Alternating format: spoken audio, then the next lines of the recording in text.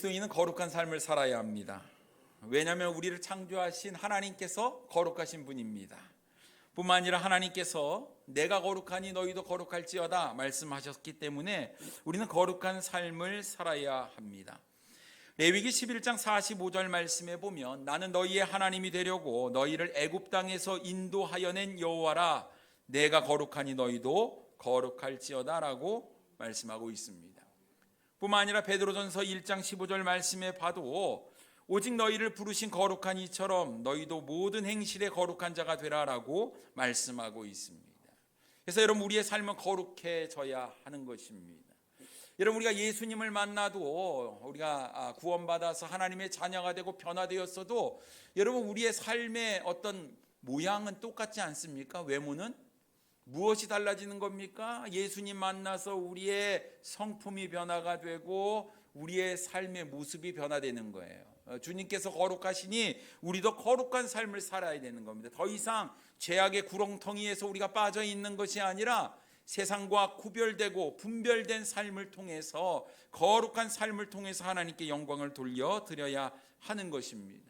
그래서 여러분, 이 거룩이란 말은 분리, 구별이라는 뜻이 있는 거예요. 그래서 우리가 잘 아는 대로 로마서 12장 말씀에 보면 이 세대를 본받지 말고 이렇게 말씀하고 있습니다. 이 세대를 따라가지 않는 것, 이 세대와 구별되는 것, 분리되는 것, 세상으로부터의 구별과 죄로부터의 구별, 이것이 바로 거룩한 삶이라고 성경은 이야기하고 있습니다.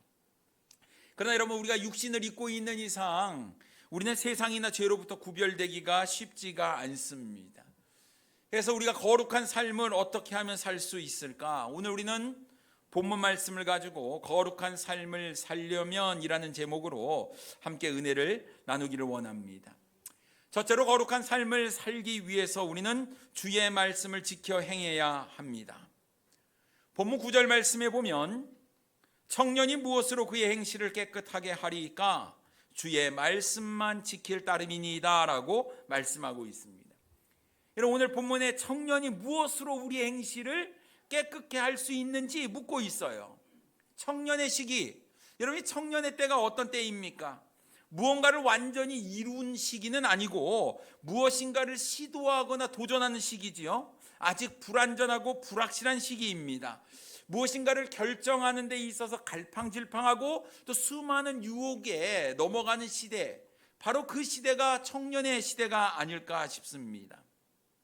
내 삶을 올바르게 하려고 해도 마음대로 하기가 쉽지 않아요. 또 주변 사람들의 영향을 자주 받습니다. 또 자신의 감정이나 기분을 쉽게 컨트롤하지 못하기 때문에 참 우리의 이 마음이 갈팡질팡할 때가 있어요. 그래서 쉽게 유혹에 넘어가기도 하고 실패하거나 좌절하기도 합니다.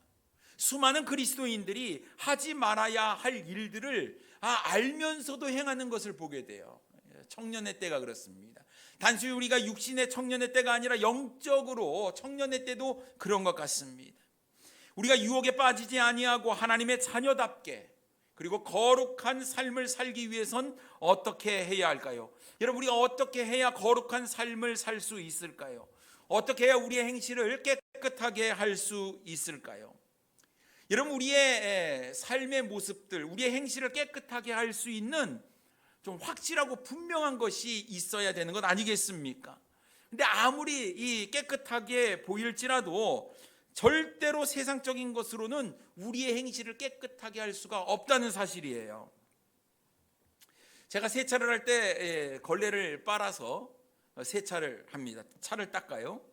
보면은 분명히 깨끗한 걸레인 것 같은데 이렇게 유리창을 닦고 나중에 차에 앉아서 보면요, 유리창에 그림이 그려져 있는 것을 보게 됩니다. 그림이 그려졌어요. 왜 그림이 그려졌을까 생각해 보면 걸레가 깨끗하게 빨려지지 않은 거죠. 보면은 깨끗한 것 같아도 막상 닦아서 놔두면 이게 얼룩져 있는 것을 보게 되는 겁니다. 근데 여러분, 이런 걸레로 아무리 창문을 열심히 닦는다고 한들 창문이 깨끗해지겠습니까? 아니에요. 오히려 더 더러워지는 것이죠. 여러분, 내 행실을 깨끗하게 하기 위해서 세상적인 것을 가지고 아무리 바르고 닦고 빤다고 해도 우리의 삶의 행실은 결코 깨끗해질 수 없다라는 것입니다. 시편 기자는 오늘 본문에서 우리의 삶을 깨끗하게 하는 것은 주의 말씀이라고 분명히 이야기하고 있습니다. 우리가 하나님의 말씀, 주의 말씀을 지킬 때 우리는 거룩하고 경건한 삶을 살 수 있다고 이야기하고 있습니다. 그런데 여러분, 주의 말씀이나 주의 말씀도 지켜야 한다고 말씀하고 있는 것이 아니라 주의 말씀만 지켜야 한다고 성경은 9절에서 이야기를 하고 있어요. 이것은 주님의 말씀 외에는 우리의 삶을 거룩하고 우리의 행실을 깨끗하게 할 다른 방법이 없다, 이렇게 선언하고 있다라는 사실입니다. 여러분, 우리가 하나님의 자녀로서 거룩한 삶을 살기를 원하십니까? 그러면 주의 말씀만 지킬 따름이니이다 라는 오늘 시편 기자의 고백처럼 주의 말씀만 우리가 붙잡고 주의 말씀을 지켜 행하는 삶을 살아야 하는 것입니다. 우리가 잘 아는 소설 톰 소여의 모험 아십니까? 마크 트웨인이 이 책을 썼는데, 이 마크 트웨인이 성경을 읽고 있었어요. 어느 날 어떤 청년이 찾아왔습니다. 그 청년이 마크 트웨인이 성경을 읽고 있는 모습을 보더니 이렇게 묻는 거예요. 선생님께서 지금 읽고 있는 성경의 모든 말씀들을 다 이해하십니까? 이렇게 물어봤어요. 그러니 이 마크 트웨인이 빙그레 웃으면서 이렇게 이야기를 합니다. 성경을 이해하는 것은 참 어려운 일입니다. 그러나 제가 마음이 아픈 것은 이해할 수 없는 말씀 때문이 아니라 내가 알고 있는 말씀조차 내 삶 가운데 적용하지 못하고 있다는 것이 참으로 안타깝습니다. 이렇게 이야기를 했다고 해요. 사랑하는 선생님 여러분, 우리에게도 마크 트웨인과 같은 그런 고민을 가지고 있어야 됩니다.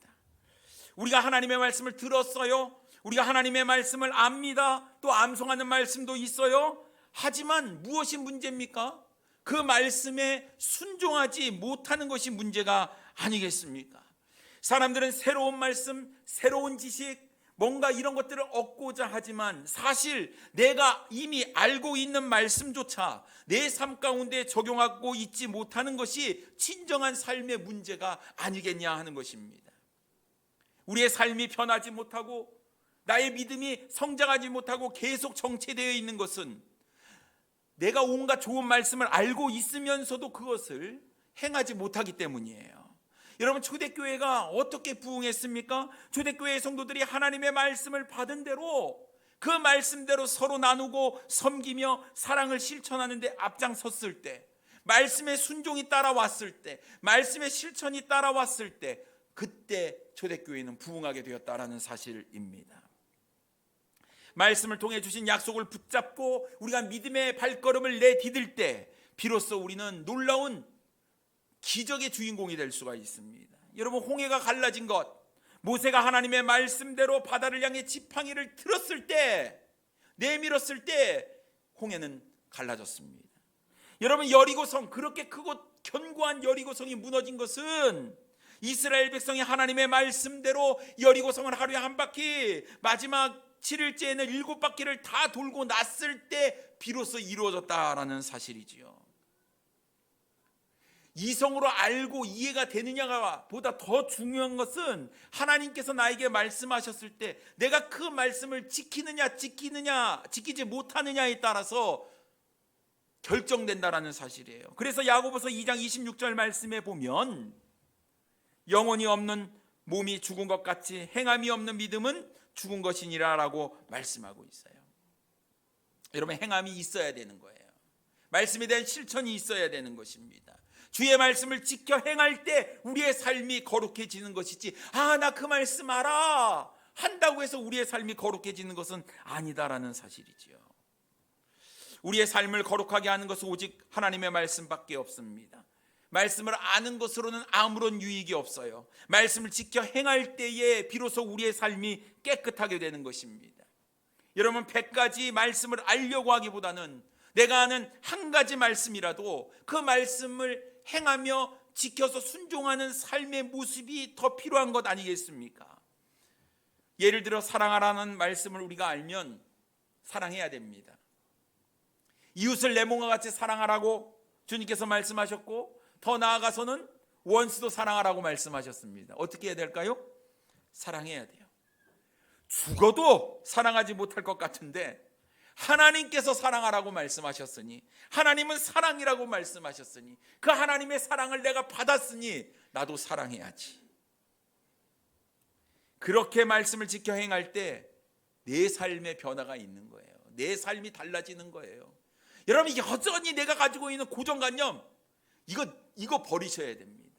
주님께서 말씀하시면 그 말씀에 순종하는 그 자세가 있을 때 우리의 삶이 거룩해진다는 사실이에요.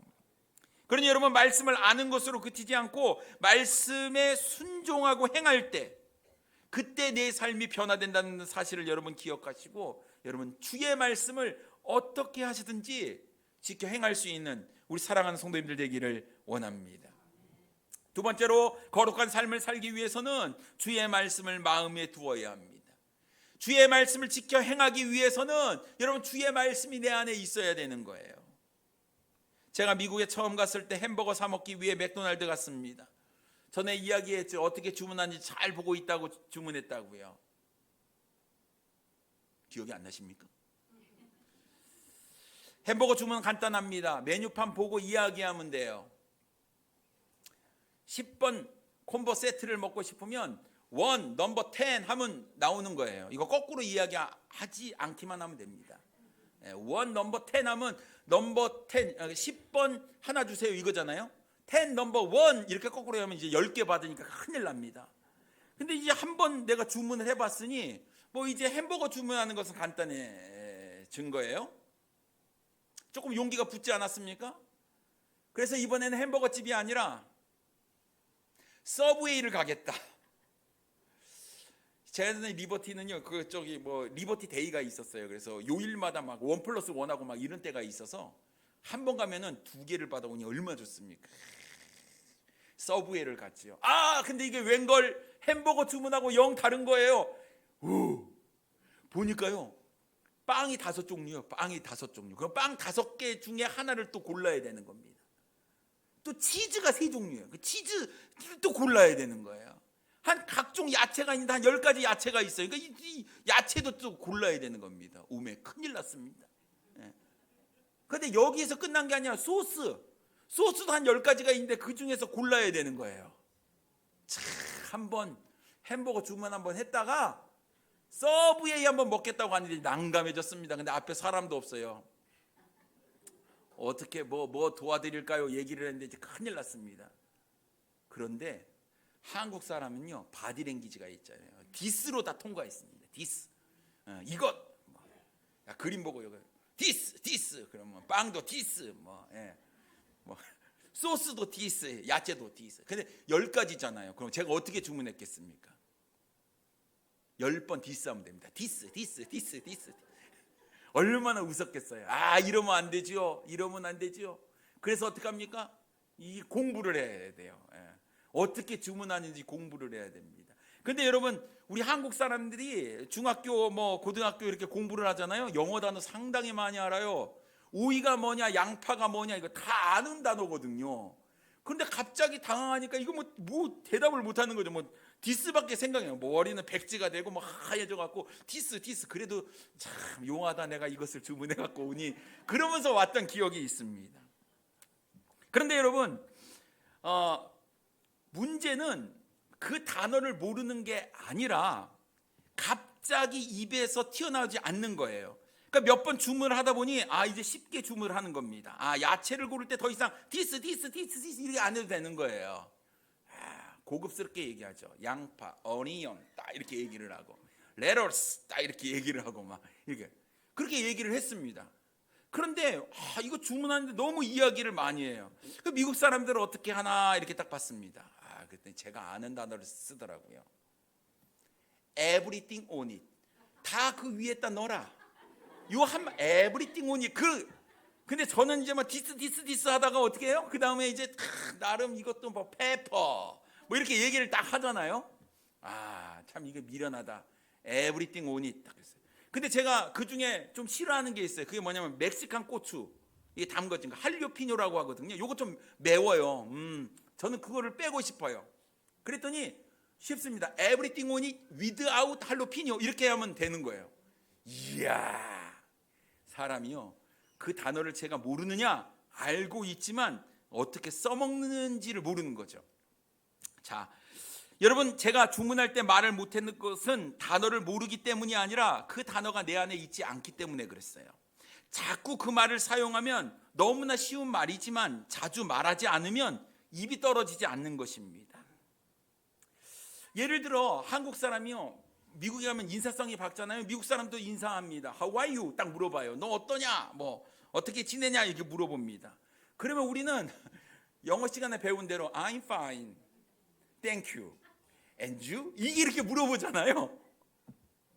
사실은요, 기분이 그날 안 좋았어요. 그런데 그렇게 How are you 물어보면요, 무조건 I'm fine 나오는 거예요. 이게 기분이 나쁜데도. 그러면 기분이 좋을 때 I'm fine 하고 기분 나쁠 때는 I'm fine 이렇게 얘기를 하는 거잖아요. 그런데 물어보고 싶지도 않은데 그냥 이게 학습 효과입니다. 너는 어때? And you? 이렇게 딱 물어보거든요. 여러분, 우리가 하나님의 말씀이 내 안에 있으면 내가 하나님의 말씀을 반복해서 내 삶 가운데 적용하고 실천하고 그것을 암송하면요, 내 삶 가운데 그 말씀이 툭 튀어나오는 거예요. 근데 중요한 것은 말씀을 아느냐? 알아요. 근데 그것이 내 안에 없으면 그 말씀이 필요할 때 이게 튀어나오지 않는 거다라는 사실입니다. 그렇다고 한다면 우리가 믿음 생활을 계속하는데도 불구하고 우리가 왜 하나님의 말씀대로 살지 못하느냐 하는 거예요. 그 하나님의 말씀이 내 것이 아니기 때문에 그렇습니다. 그 하나님의 말씀이 내 안에 없기 때문에 그런 거예요. 그 말씀이 내 안에 없으니까 말씀을 들어도 그것 실천하지 않는 거예요. 말씀을 내가 듣고 깨달았어요, 알았어요. 그러면 그것을 삶 가운데 옮겨야 되는데 옮기지 못하는 것. 여러분, 말씀이 있지만 그 말씀이 내 말씀이 아니기 때문에 그렇습니다. 그럼 여러분, 아무리 말씀이 중요하고 아무리 말씀이 진리고 아무리 말씀이 참이라고 해도 이 말씀을 내 삶 가운데 실천하지 못하면 이 말씀하고 나하고는 동떨어진 삶을 살게 되는 거다라는 사실입니다. 그러니 여러분, 말씀을 알면 뭐합니까? 그 말씀을 잘 사용해야 됩니다. 그 말씀을 잘 사용하기 위해서는 내 안에 그 하나님의 말씀을 담아두어야 하는 것입니다. 내 안에 하나님의 말씀이 없으면 하나님의 말씀이 들리지 않아요. 하나님의 말씀이 내 언어가 되어야 하는 것입니다. 예를 들어 순종이라는 말씀을 우리가 압니다. 그런데 순종이라는 말이 내 안에 없으면요, 내가 순종이라는 말이 들어도 들리지가 않는 거예요. 내 마음 가운데 아무런 영향이 없는 겁니다. 그래, 순종해야지 하고 넘어가는 거지요. 여러분, 사랑이라는 말을 우리가 모릅니까? 당연히 알지요. 그런데 사랑이라는 말이 내 안에 없으면 그 사랑이라는 말이 들리지 않는 거예요. 여러분, 길을 가다가 불쌍한 사람이 있습니다. 도와주어야 할까요? 아니면 그냥 지나쳐야 할까요? 도와주어야죠. 여러분, 도와주십니까? 만약 우리 안에 사랑이라는 단어가 있으면 마음이 가는 거예요. 그냥 못 지나치는 거예요. 우리 주님께서도 가난한 자, 불쌍한 자 도와줬는데 나도 도와줘야지 하는 마음이 드는 것입니다. 다음 뉴스에 보니 이런 기사가 있었습니다. 폐지 노인 우산 씌워준 천사, 현금까지 뽑아 건넸다. 이런 기사가 떴어요. 지난 8월 29일이었습니다. 많은 비가 내리는 날이었어요. 폐지를 줍는 한 노인이 빈 수레를 끌고 가는데 비가 많이 내리니까 이 비를 쫄딱 맞는 거예요. 근데 한 여성이 다가와서 그 노인에게 우산을 씌워줬어요. 자기가 쓰는 우산을 씌워줬어요. 많은 비가 내려서 이 우산 하나 갖고 둘이 쓰고 가기가 힘듭니다. 근데 이 여인이 어떻게 했냐면 이 수레를 끌고 가는 할아버지에게 우산을 씌워주는 거예요.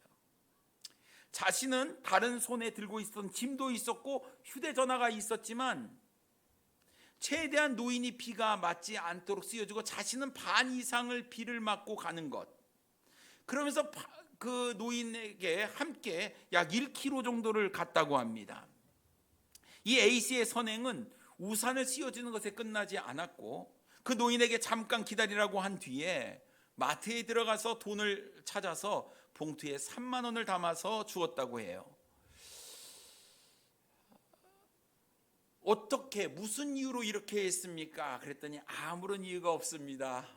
묻지 마세요 하고 그냥 자리를 떴다고 하는데요. 여러분, 어떻게 이런 일을 할 수가 있었느냐 하는 것입니다. 그 사람, 그 여성의 마음 가운데 사랑이라는 그런 말이 담겨 있었기 때문에 그런 거예요. 그렇기 때문에 비가 많이 오는 날 그 노인을 보고 그냥 지나칠 수가 없었던 것이었지요. 이처럼 주의 말씀이 내 안에 있을 때 말씀이 우리의 마음을 움직이게 되는 것입니다. 그렇다면 우리가 주의 말씀대로 지켜 행하기 위해서는 우리 안에 주의 말씀을 가득 담아 두어야 합니다. 그래야 하나님의 말씀대로 살 수가 있어요. 그래야 그리스도인다운 삶을 살 수가 있습니다. 본문 11절에 이렇게 이야기하고 있어요. 내가 주께 범죄하지 아니하려 하여 주의 말씀을 내 마음에 두었나이다. 주님의 말씀을 내 마음에 두었을 때 우리는 범죄하지 않는다, 거룩한 삶을 살 수 있다라고 성경은 이야기하고 있는 거예요. 하나님의 말씀은 의롭고 선합니다. 그러므로 우리가 하나님의 말씀을 지켜 행하면 우리는 죄로부터 멀어질 수가 있는 것이지요.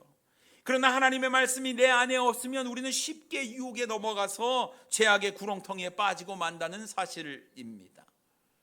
이런 마태복음 4장에 보면 예수님께서 광야에서 40일 금식 기도를 마치셨을 때에 마귀가 주님께 와서 3가지 시험을 하잖아요.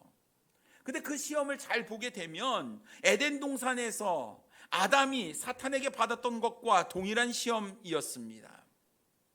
아담은 사탄의 시험으로 무너져 죄를 짓고 에덴 동산에서 추방되고 말지요. 그러나 여러분, 둘째 아담이었던 예수 그리스도께서는 이 사탄의 시험을 모두 이기시고 승리하셨습니다.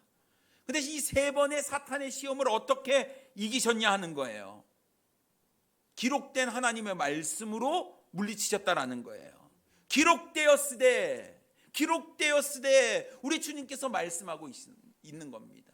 여러분, 사탄이 우리에게 유혹을 할 때 우리 마음 가운데 기록된 하나님의 말씀이 내 안에 있으면 그 말씀을 가지고 물리칠 수 있는 거예요.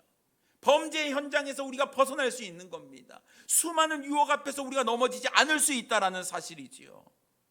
사랑하는 성도 여러분, 여러분 안에 하나님의 말씀이 담겨 있습니까? 여전히 하나님의 말씀은 성경책 안에 들어있는 말씀이지 나랑 무관한 삶의 그런 말씀으로 여러분 여기고 계십니까? 이것이 진정한 하나님의 진리요 참된 하나님의 말씀이라고 믿는다면 여러분이 이 말씀에 순종해야 되는 것 아니겠습니까? 주님께서 말씀하시면 네, 제가 하겠습니다. 여러분, 이러한 자세가 있을 때 우리의 삶이 하나님께서 기뻐 받으시는 거룩하고 경건하고 행실 깨끗한 삶으로 변화가 될 수 있다라는 사실이지요. 하나님의 말씀을 마음에 두시기 바랍니다. 여러분, 말씀을 자꾸 읽으세요. 하나님의 뜻이 무엇인지 자꾸 읽으세요. 여러분, 우리가 일도 계속하고 있습니다. 이게 남 일이 아니에요.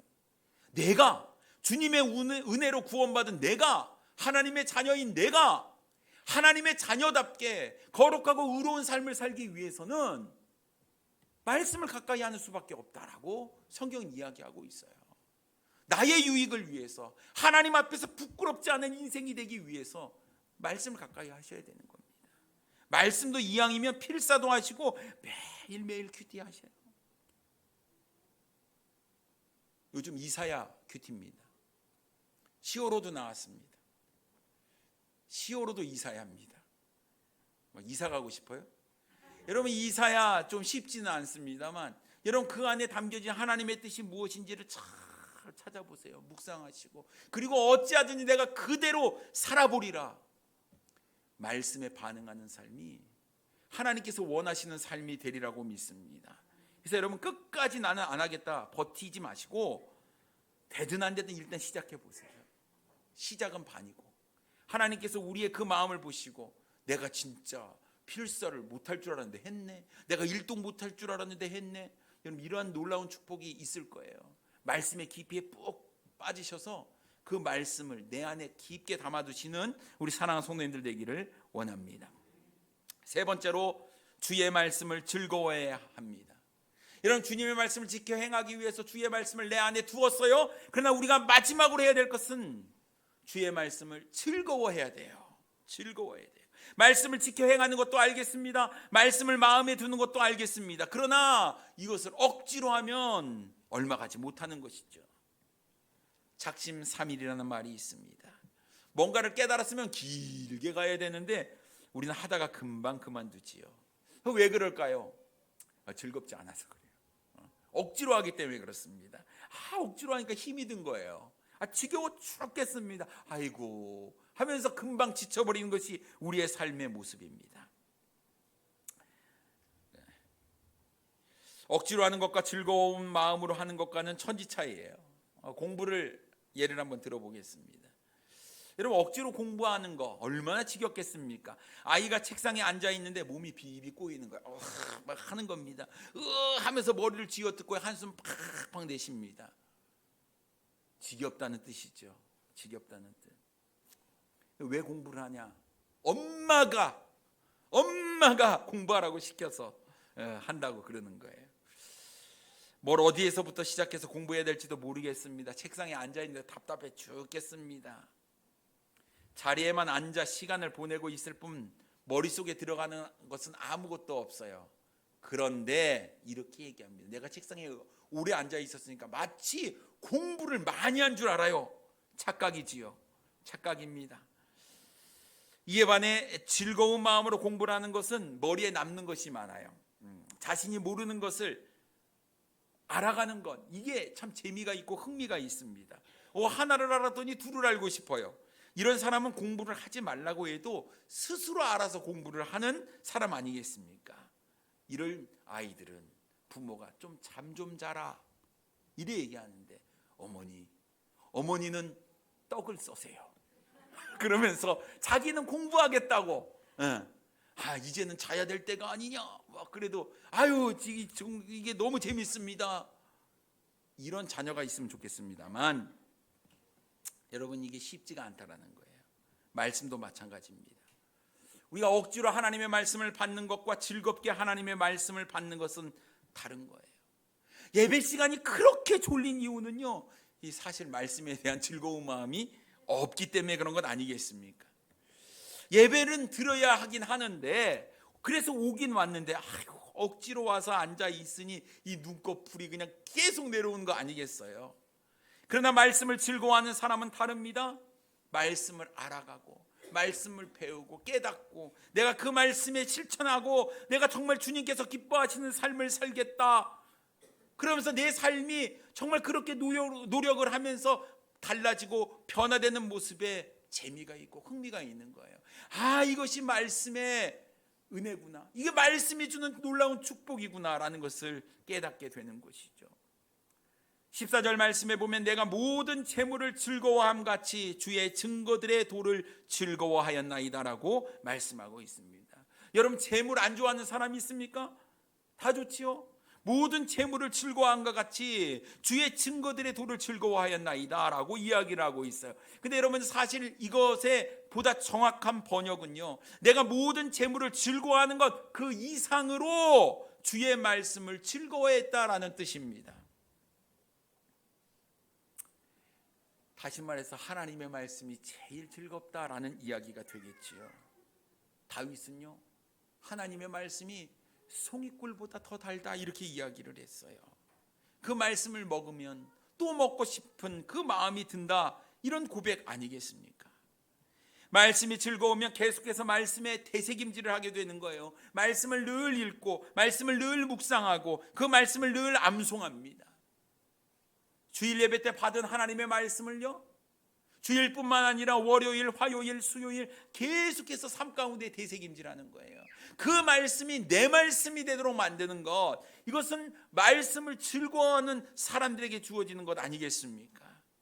즐거우면 하지 말라고 해도 하는 겁니다. 즐겁지 않으니까 하지 말라고, 하라고 해도 안 하고, 읽으라고 해도 안 읽고, 제자 훈련 그렇게 하라고 해도 난 못하고, 필사를 하라고 해도 너나 해라 하는 것 아니겠습니까?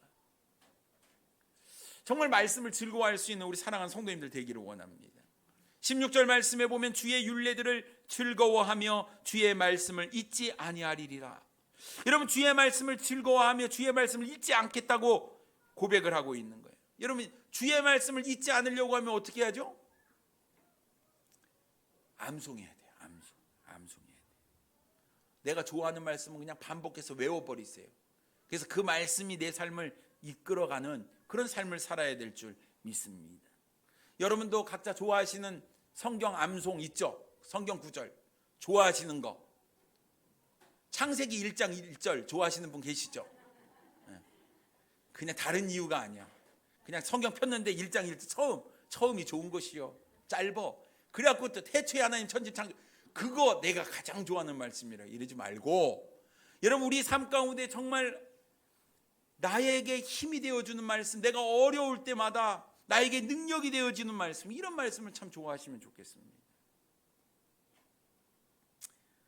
우리가 1월 1일 날 한마음 축제 때 올해의 말씀 카드 이거 다 받으셨죠? 이거 있으십니까? 어디 있겠지 뭐 하고 어디 있는지도 모르시는 분도 계시고, 어떤 분들은 이걸 또 암송해 갖고 다니시는 분도 있어요. 여러분 말씀은 우리가 암송하는 것이 굉장히 중요합니다. 굉장히 중요해요. 사도행전 17장 11절 말씀에 보면 베레아에 있는 사람들은 데살로니가에 있는 사람들보다 더 너그러워서 간절한 마음으로 말씀을 받고 이것이 그러한가 하여 날마다 성경을 상고함으로라고 말씀하고 있습니다. 여러분 베레아 사람들의 특징이 뭐예요? 하나님의 말씀을 간절한 마음으로 받았어요.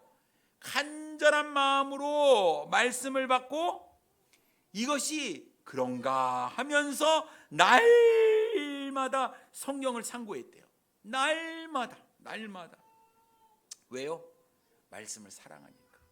그 말씀을 내가 깊게 깨닫고 그 말씀을 내 삶 가운데 실천하기 위해서 말씀을 날마다 상고를 하게 된 것입니다. 여러분 말씀을 즐거워하는 사람은요 말씀의 이끌림을 받는 삶을 살게 되는 것입니다. 우리가 하나님께서 기뻐하시는 거룩한 삶을 사는 것 결코 쉽지 않습니다.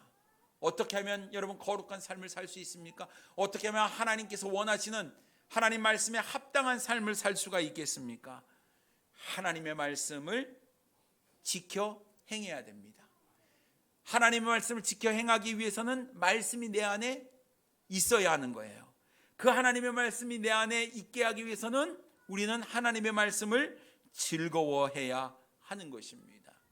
여러분 하나님의 말씀이 즐겁습니까? 아니면 이거 억지로 해야 되겠습니까? 만약 주의 말씀이 우리의 삶을 거룩하게 만들고 우리의 삶이 하나님께서 기뻐 받으실 만한 삶으로 바뀌어진다면 여러분 우리는 주의 말씀을 즐거워하며 그것을 내 안에 두고 지켜 행하는 삶을 살아야 하는 것 아닐까요? 오늘 하나님 앞에서 나의 삶의 모습을 한번 살펴보시기를 바랍니다. 나는 정말 주의 말씀을 사모하며 사랑하는가? 나는 매일 하나님의 말씀을 되새김질하며 그 말씀에 순종하려고 애쓰는가?